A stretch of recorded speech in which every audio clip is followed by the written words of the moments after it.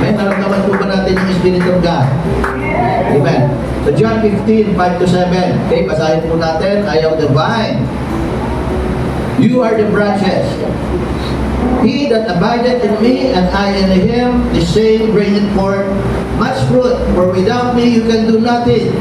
If a man abideth not in me, he is cast forth as branch and is withered. And man gather them and cast them into the fire, and they are burned. If you abide in me and my words abide in you, you shall ask what you will, and it shall be done unto you. Okay, pwede na po tayo pong makaupo. Sa Tagalog po, yung pinasa po natin, kasi po English po yun. Ang sabi po sa Tagalog, ako ang puno ng ubas. Sinong nagsasalita po? Si Jesus Christ. Kayo ang mga sanga. Ang nananatili sa akin at ako'y sa Kanya ay siyang nagbubunga ng marami. Sapagkat kung kayo'y hiwalay sa akin ay wala kayong magagawa. Kung ang sino man ay hindi mananatili sa akin at siya'y matatapong katulad ng sanga, ay siya'y matatapong katulad ng sanga. At matutuyo at mga titikunin ang mga at mga ihahagis sa apoy. At mga susunod, kung kayo'y magsisipanatili sa akin at ang mga salita ko'y magsisipanatili sa inyo, ay hingin ninyo ang anumang inyong ibigin at gagawin sa inyo. Okay, mamaya mag-aaral tayo kung paano ang pag-aalaga po ng halaman. Okay, sino po may mga halaman po dito? Ako po may halaman. Okay, siguro may mga halaman din kayo. Pag-aralan po natin. Ang title po ng pag-aaralan po natin ay Jesus is the true vine. Okay, Jesus is the true vine. Dikit ka ba sa Diyos? Ang Diyos ba ay dikit sa iyo? Okay, tanungin mo natin yan, katabi po natin. Dikit ka ba sa Diyos? Ang Diyos ba ay dikit sa iyo? Yan. Okay, yan po yung tanong. Kaya nga sinabi po ng Panginoon, I am the vine, you are the branches. Kapag sinabing vine, kailangan yung branches ay dikit po sa Diyos. Kaya yung ibig sabihin, he that abideth in me, kung sino man ang dikit sa akin, kung sino man nananatili sa akin, at an I in him, at ako rin ay dikit sa kanya, the same bringeth forth much fruit, at ito ay mamumunga po ng marami. For without me, you can do nothing. Hindi po tayo makakapamunga kung hindi po tayo po dikit po sa Diyos. Tama po ba? Abay, kung dikit po tayo kay Mayor, di ba tuwan-tuwa na tayo? Kasi mas lalo kapag sanggang dikit po tayo kay Mayor, kasi hindi na tayo dadaan tayo sa kanyang sekretary. Kapag may kailangan tayo, dire-diretso po tayo kay Mayor. Kaya kung nga, kami nga, hindi mayor yung dikit po namin. Napaka-importante rin naman na may dikit po tayo sa munisipyo. Kung minsan, para hindi na tayo mahirapan. May dikit po kami, yung kaklase ko. Kaya yung kaklase ko, hindi ko nababanggitin ko ano yung kanyang position. Baka mamaya, lapitan, punta nga natin yung kaklase mo kasi dikit ka sa kanya. Pero pag nagbabayad po kami, dahil dikit po kami, kaklase ko diretso na kami doon sa opisina niya. At yung mga tauhan niya, siya yung pinagbabayad na po ng mga buwis ng lupa. Siya na po, hindi na po kami pumipila. Kasi dikit nga kami sa kanya. Kaya ganun po rin po tayo po sa Diyos kapag dikit po tayo po sa Diyos. Pwede po tayong dumiretso po sa Diyos. Grabe dikit ko sa Diyos. Diba? So ang daming benepisyo po na po tayo po ay dikit sa kanino man. Ngunit higit po sa lahat, dapat po ay dikit po tayo po sa Diyos. So what is vine? Ano po ba yung vine? Okay, a vine is a plant that spreads by creeping along the ground or climbing up some kind of support. Sa wikang Tagalog, ang ginamit po ay puno ng ubas. So alam naman natin yung puno ng ubas, kung paano po ito po ay lumalako. Ito po ay nilalagyan po ng suporta at ito po ay umaakyat, parang ampalaya, yung puno ng ubas. At ang sarap-sarap ng ubas kapag namunga na po yung ubas. Pag violet na po yung ubas, di ba? O kaya red po yung ubas, ang ganda. Grapes ata yung violet. Grapevine. So yun po yun. So ito po yung vine. yung ito po ay umaakyat, puno pa rin po ang tawag po dyan, puno ng ubas. Sa Old Testament, inilarawan ni Isaiah sa kanyang kanta na ang vineyard ay ang Israel, ang vine ay ang mga tao ng Diyos, at ang may-ari ng vineyard ay ang Diyos. Saan natin matatagpuan po yan? Sa Isaiah 5, 1 and 2, sabi ni Isaiah, I will sing for my beloved my love song concerning His vineyard. His vineyard, o ibig sabihin, God's vineyard. The one I love had a vineyard. Yung minamahal ko, mayroon siyang vineyard. Yung minamahal ni Isaiah ay ang Diyos, mayroon daw siyang vineyard on a very fertile hill. Doon sa fertile. Basta, nagawa nyo na yan. He plowed its land and cleared it of its stones. Then he planted it with the choicest vines, built it a watchtower in the middle of it, and dug a wine vat in it. He expected it to produce good grapes, but it produced only wild ones. Okay? So, unawahin po natin po yung binasa po natin. How does God protect His vineyard? Yung vineyard po ay pag-aari po ng Diyos. Okay? Sino yung vineyard? Yung sa binabibinagi, sinabi ko po sa inyo kapag nakikinig kayo. Israel. Israel yung vineyard. O sino ngayon yung mga vine? Po doon. Yung vine. Yung mga tao po ng Israel o tao po ng Diyos. Yung po yung mga vine. So paano ba pinoproteksyon? Ibig sabihin po dyan, kapag isinusulat po ang Biblia po na ganon, ito po ay figurative, poetic. Okay, so how does God protect His vineyard? Binasa po natin, He plowed its land, sinasaka niya yung lupa, He cleared it with his stones, nililinisan niya ng mga bato, then He planted it with choicest vine, saka tinatanim niya yung iniisip niya na pinakamabuting vine. Built a watchtower. Grabe ano, pag-build siya ng watchtower para mabantayan niya yung kanyang mga tanim in the middle of it. So ganun pala yung pagtatanim.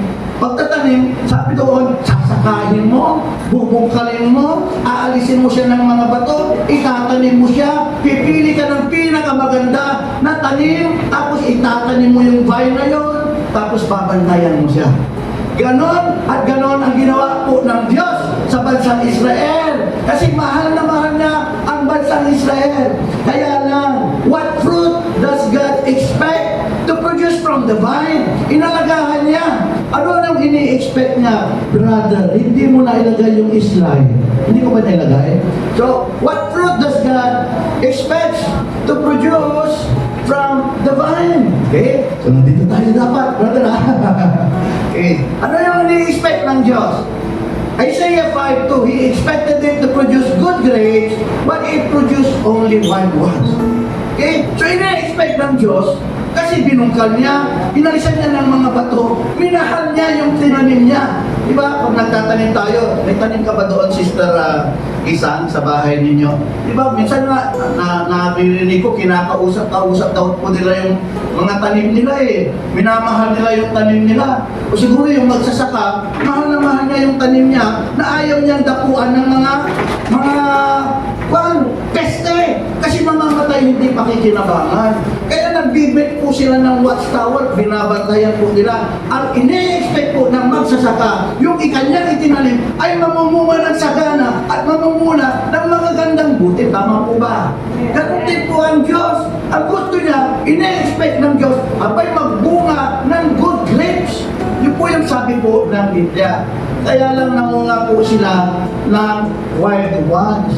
Ano ba ibig sabihin?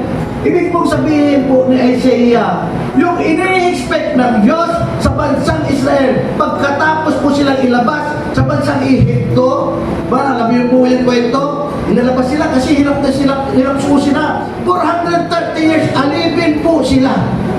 430 years, may bahay sila, ngunit wala naman silang kapahingahan, wala silang comfort. Kumakain sila, wala silang, sabi ko, yung kakontentuhan. Kasi naalipin sila, wala sila pong kalayaan. Kaya 430 years, inilabas po sila sa bansang Ehipto para maging free man, para hindi na lang po sila alipin.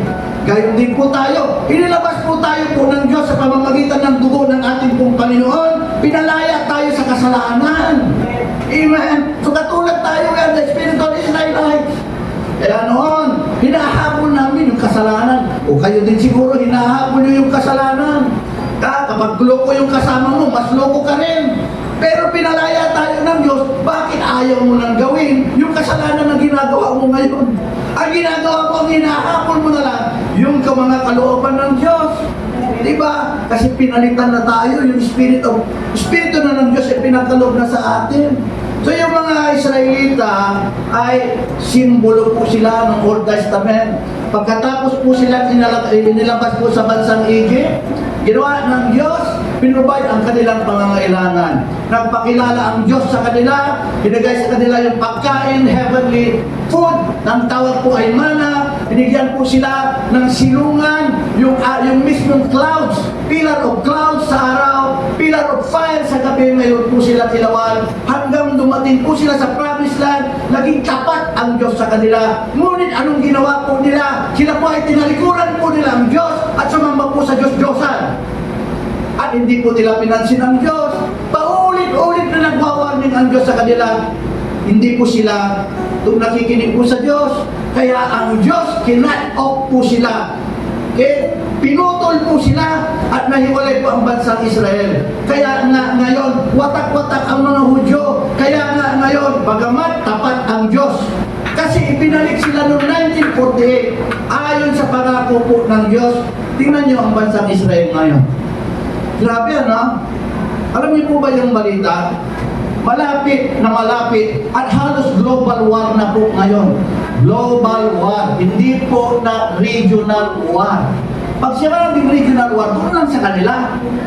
Pero ngayon, hinihintay nila kapag tumira po ang Iran, kaya nga ang Amerika, mag-ingat-ingat kayo, brother, at ano ba balita doon sa Saudi Arabia? Normal pa rin naman, pero tumulong ng Saudi Arabia. Nung nagpadala yung Iran ng 300 visas, napanood mo yun? Tumulong ng Saudi Arabia sa Israel. Kampi-kampi na. Kaya nga, ang Russia, pumunta ng Iran. Ay, nag-import tayo.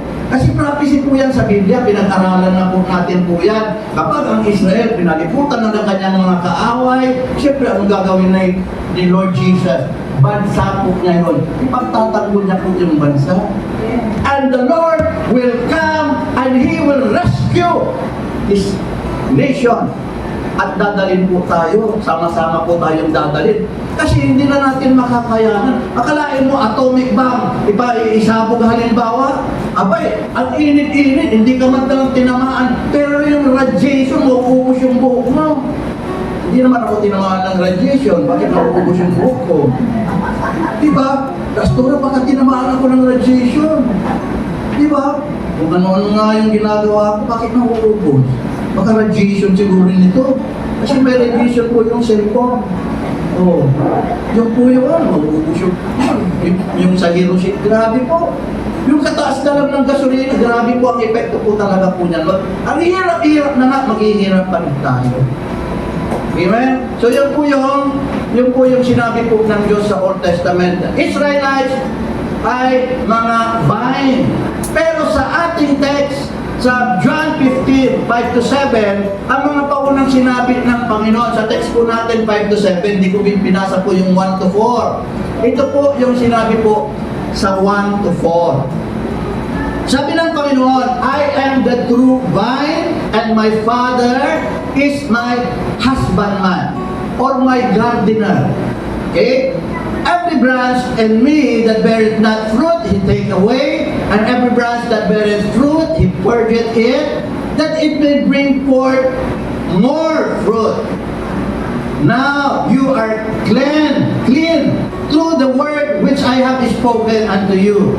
Abide in me, and I in you. Ano yung abide? Dikit. Yung manatili, dumikit ka sa akin, at ako'y didikit at mananatili sa iyo. As the branch cannot bear fruit of itself, except it abide in the vine, no more can you, wala kayong magagawa, except you abide in me. So ito po yung sinabi pala sa 4. Okay, sabi ng verse 1, I am the true vine, and my Father is the husbandman. Ginagamit ng Panginoong Hesus ang puno ng ubas dahil ang pangunahing tanim po doon sa bansang Israel ay ubas.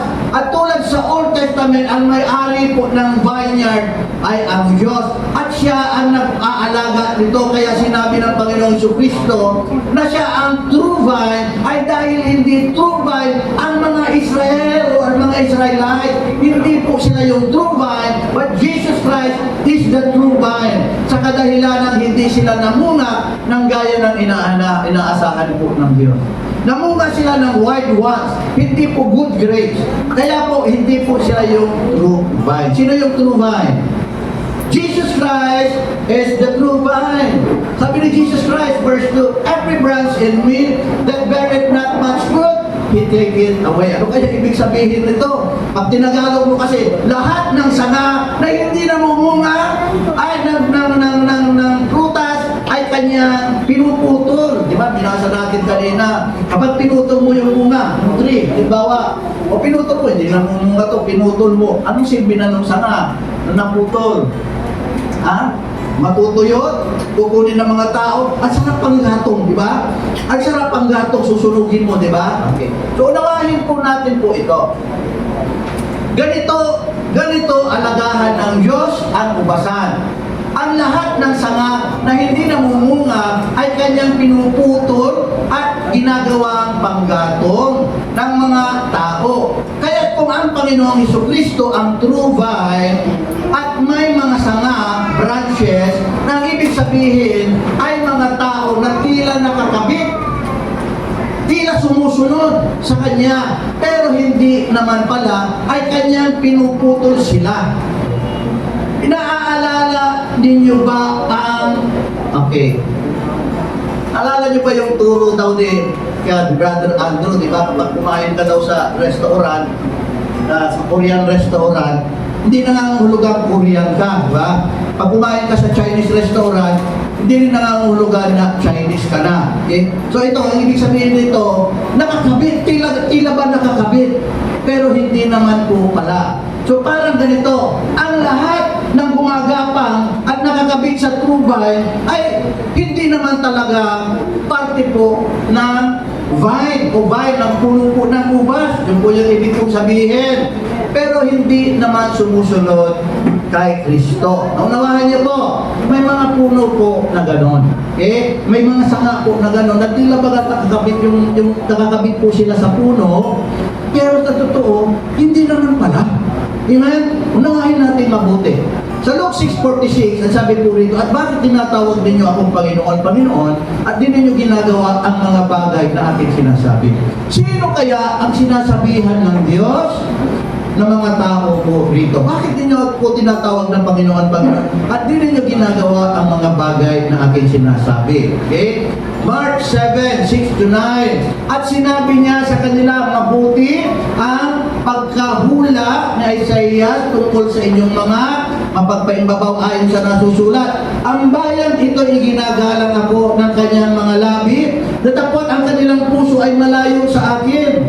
Okay? Datapot walang kabuluhan ang pagsamba nila sa akin na nagtuturo ng kanilang pinakaaral ng mga utos ng mga tao. Nilisan ninyo ang utos ng Diyos at inyong pinapanghahawakan at salit-salit sabi ng mga tao. At sinabi nila sa kanila, totoong itinakwil ninyo ang utos ng Diyos upang magaganap ninyo ang inyong mga salit-salit sabi. Naunawahan niyo na. Okay? So, tila baga Kristiyano, pero hindi naman sila sumusunod sa Diyos, hindi naman sila sumusunod kay Jesus Christ. Mga pag-imbabaw, sabi, tinatawag niyo akong Panginoon, hindi niyo sinasabi. Mga utos ng tawag niyo sinusunod. Di alam niya na, tila baga nakakabit, pero hindi naman pala nakakabit, kundi hiwalay pala sila sa Diyos. Naunawahan niya po. Amen. Okay lang daw na sumamba sa Diyos-Diyosan. Okay lang daw na hindi si Jesus Christ ang mediator, samantalang siya lang naman ang namatay para sa kasalanan po ng tao. So okay lang daw. Okay lang. Amen. Na there are other ways. Sabi samantalang sinabi ni Jesus Christ, I am the only way. So, naunawahan niyo po, mga turo po ng mga tao, tila nakakabit po sila, ngunit hindi naman pala. Okay? Okay. Naunawahan niyo po. Yaon namang iba na tila sumusunod kay Jesus Christ, ngunit ang gusto lang ay ang pagpapala ay parang tao na sumusunod sa iyo dahil may pakinabang sa iyo. Napano niyo na ba yun? Sumusunod ng tao sa iyo kasi alam niya may pakinabang siya sa iyo. Alam niya na may makukuha sa sayo. Kaya pala sunod ng sunod. Amen? Pero yung pagmamahal na pinapakita mo ay hindi nila nakikita. Kapag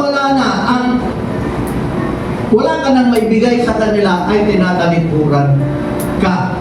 Okay? Pagkatapos pakainin ni Jesus Christ ang 5,000 men, sa aklat po ng John chapter 6, nakita nila na sa pamamagitan ng 2 pirasong isda at 5 pirasong tinapay, pinakain po ni Jesus Christ ang 5,000 lalaki. 5,000 lalaki, hindi binibilang ang mga babae at mga bata. So siguro, ang sabi ng mga Bible scholars, mga 5,000 people ang pinakain po ng Panginoon. Grabe, no? 2 pirasong isda, 5 pirasong tinapay, pinanalangin ng Jesus, at silang lahat po ay nabusog. Kumain po sila, miracles po ni Jesus Christ, nag-multiply po yung 2 pirasong isda, 5 pirasong tinapay. Naunawahan niyo po, anong nangyari nung nakita ng mga tao ito, nung 5,000 men na ito?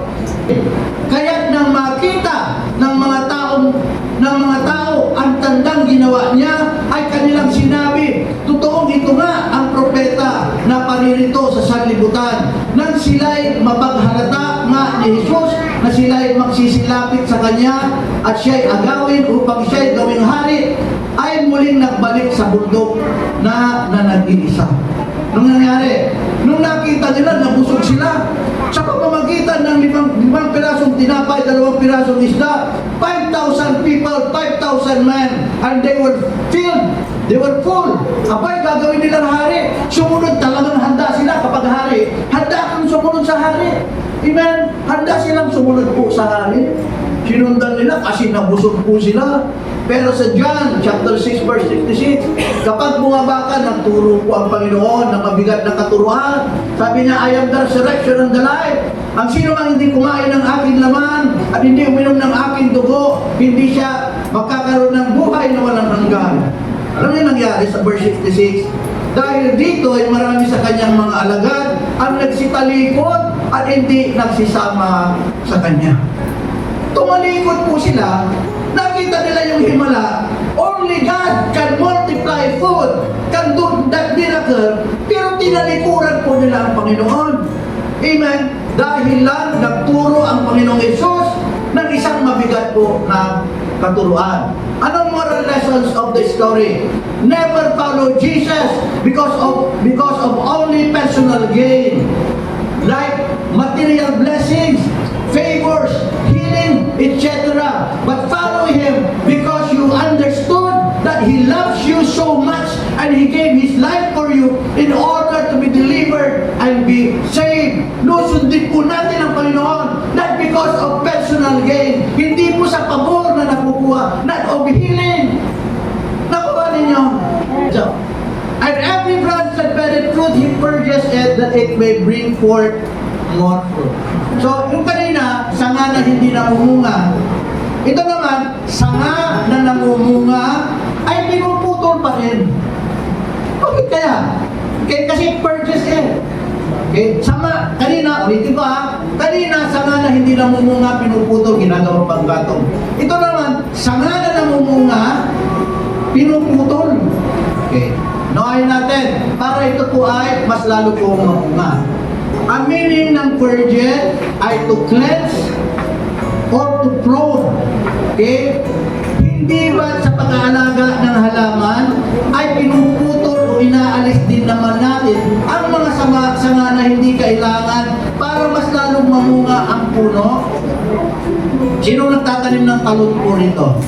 Ito, napanood ko lang last week. Yung pagtatanim pala ng talon, pag nagtanim ka ng talon, daming branches yung talon eh. Para mamunga, higit na mamunga yung talon, alisin mo yung nasa baba ng mga sanga. At marami daw bubunga, mas lalo daw mamunga. So ganito pala po yung pagtatanim. Gayon din naman sa pruning, sa mga anak ng Diyos. Pruning sa mga anak ng Diyos, hindi sa halaman. Para higit na mamunga, ay inaalis ang hindi kailangan sa kanilang pagkatao. Ang purpose nito at para sila ay lumago at higit na mamunga po ng marami. Ano ang ginagamit sa pruning o paglilinis? Ano na ngayon? Anong ginagamit? May mga inaalis po sa atin, nililinisan po tayo para higit po tayo kung lalong mamunga. John 15:3. Hindi tayo humihiwalay. Next verse. Now you are cleansed through the word which I have spoken to you. We are cleansed by the power of the word of God. Amen. Palapakan po natin po ang Diyos para hindi na nakaramdaman ng Holy Spirit.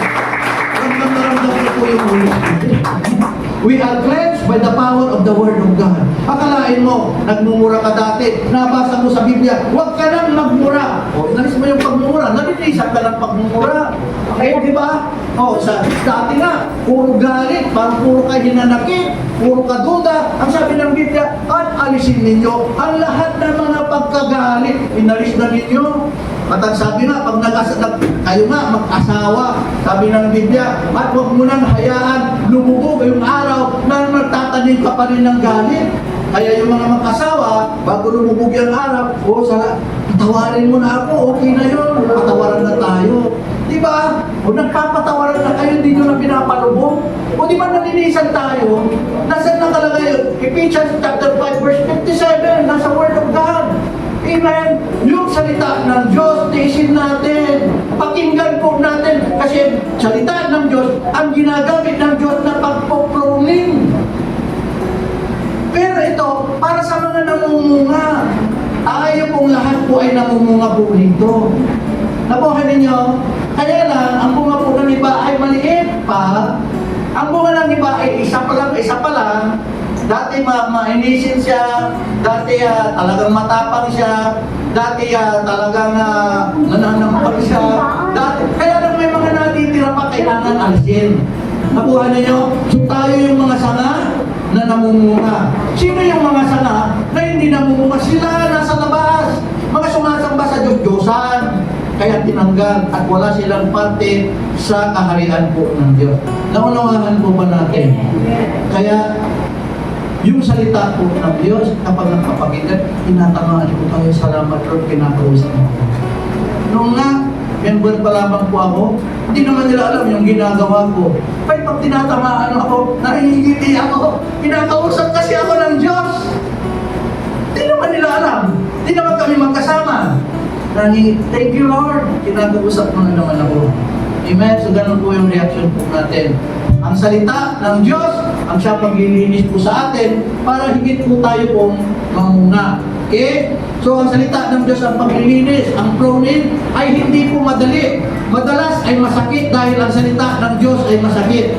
Bagamat inahilintulad ito, ang salita ng Diyos po sa Psalms 109, 103 na honey, at idinahilintulad din po ito sa isang lampara at ilawan sa Psalms 109, 105. Ito rin ay inahilintulad na pamukpok sa Jeremiah 23:29 at tabak na humihiwa sa pinaghihiwalayan ng kaluluwa at espiritu, putukan, utak-utak ng buto sa Hebrews 4:12. So, sinabing honey, minsan masakang maganda po yung salita ng Diyos, masarap, pulot gata, at minsan din po ito po ay inahilintulad sa liwanag, pero ito rin po ay pamukpok. Amen? Kapag pinukpok ka, Brother Nico, ano bang pakiramdam ng pinukpok? Ano masakit? Pinukpok ka ng nanay mo ng payo, tigas ng ulo mo, ba masakit, Brother Nico? Diba? Oo. So, yun po yun. Tatanggapin lang po natin. Malapit na po tayo. Halos tapos na nga tayo. Okay, may papakita akong picture sa inyo ha. I-analyze po natin. So, photo number 1. Saan ang gusto nyo dan? Photo number 1 o photo number 2? Ayun, sumagot. Saan ang gusto nyo? 1. Photo number 1 tayo. Nakakabit po yung sanga sa ating pong Panginoon. Kasi siya po yung Jesus Christ is the vine and we are the branches. Tingnan niyo yung nakakabit sa sanga ng umunga. O, anong gagawin naman sa photo number 2? Hindi po nakakabit po kay Jesus Christ. Ayun na, gagawin mo dyan. O, hindi kukunin mo, iipunin mo, tapos gagawin mo siyang panggatong. Ayaw natin yan. Gusto natin yung photo number 1. So, conclusion na po tayo. Huwag tayong humiwalay sa Kanya at sa Kanyang mga salita. Lalo na nakikita na natin ang mga tanda ng Kanyang muling pagbabalik. Okay? Walang kaligtasan ang ating kaluluwa kung hiwalay tayo sa Kanya. Hindi tayo makakapamunga ng tama at masagana. Kung tayo mananatili sa Kanya, ano man daw hingin natin sa Kanyang pangalan ay ipagkakaloob sa atin.